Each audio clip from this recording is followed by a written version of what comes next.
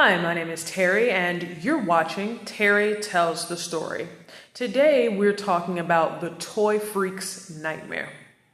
We all remember 2017. This was the year that the internet broke.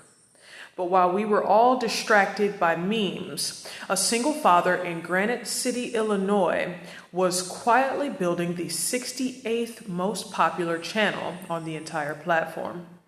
This wasn't a celebrity or a gamer. It was Greg Chisholm and his two young daughters, Annabelle and Victoria. At its peak, Toy Freaks had 8 million subscribers and a staggering 6 billion views. To put that in perspective, that's more views than a mainstream television network sees in a decade. But the question isn't how they got the views, it's what people were actually watching. Greg Chisholm didn't start out as a kidfluencer. He originally ran a channel dedicated to lawn care. Think about that. He went from filming grass growing to filming his children screaming because the algorithm taught him a brutal lesson. He noticed that any video featuring his daughters got exponentially more engagement than his professional work. He realized that the YouTube recommendation system didn't care about quality. It cared about high arousal emotions. Things like fear, disgust, and confusion are the fastest ways to trigger a click. So Greg leaned in. He turned his home into a studio and his daughters into bad babies, a trope that would eventually lead to the destruction of his career. The core of Toy Freaks was the bad baby roleplay. Greg, a man in his late 40s, would often appear in bibs or pacifiers alongside his daughters, who were also forced to act much younger than they were. They were frequently filmed in diapers, spitting out baby food, and being punished for nonsensical reasons.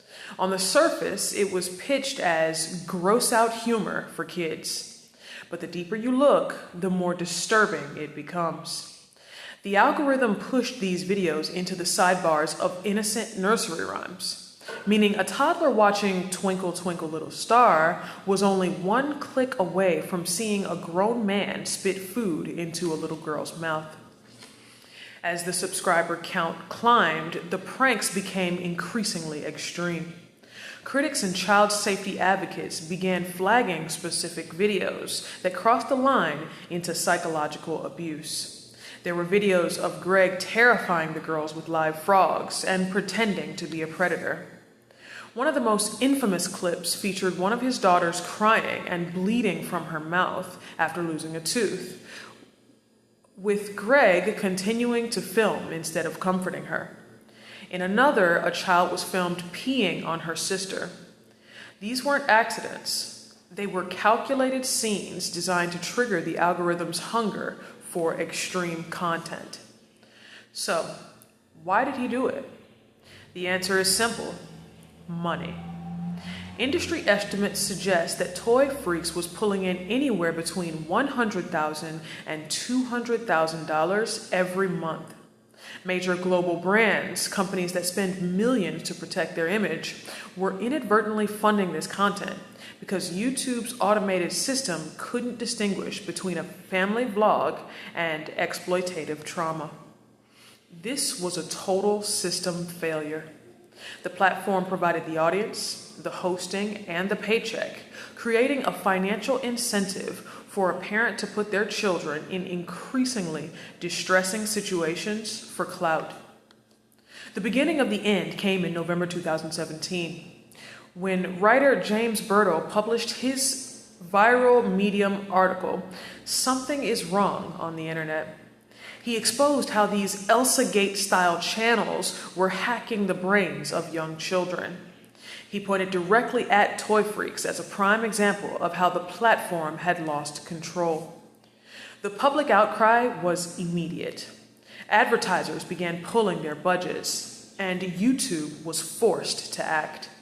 They didn't just delete a few videos, they wiped the entire Toy Freaks empire off the face of the earth in a single night. No warning, no strikes, just total erasure. After the termination, the case was referred to the National Center for Missing and Exploited Children, which triggered investigations by the police in Missouri and Illinois. But here's the most chilling part. No charges were ever filed. The Granite City Police Department stated that there was not enough probable cause for arrest, noting that while the videos were disturbing, it was difficult to find a specific criminal aspect to being a bad parent. This highlighted a massive legal loophole. Our laws weren't ready for the digital parent. If a parent causes their child distress for a movie, there are unions and laws to protect them. On YouTube, it was a legal no man's land. The fall of toy freaks changed YouTube forever. It led to mass demonetization of kid-focused content and eventually forced the FTC to step in with COPPA regulations. But for Annabelle and Victoria, the damage was already done. 6 billion eyes had seen them at their most vulnerable, terrified, and exploited. Greg Chisholm attempted to make a comeback on other platforms, but the Toy Freaks brand was too toxic to touch. He remains a cautionary tale of what happens when a human being treats their own children as content to satisfy a machine. Toy Freaks wasn't an outlier, it was a symptom. It showed us that when we leave the safety of our children to an algorithm, the algorithm will always choose profit over protection. The next time you see a viral family vlog, ask yourself, are we watching a happy family or are we watching a system failure in real time? Let me know what you think in the comments. Did you see those videos back in 2017? And do you think the YouTube platform is safer today? The Spanish I'm going to be teaching you today is no tengo tiempo. No tengo tiempo. And what that means is, I don't have time. If you like this video or you learned something new, drop a like down below. If you have a specific topic you'd like to see me cover, drop me a comment. And if you'd like to support this work that I do, there'll be a link to the Cash App in the description box below. We'll see you next time.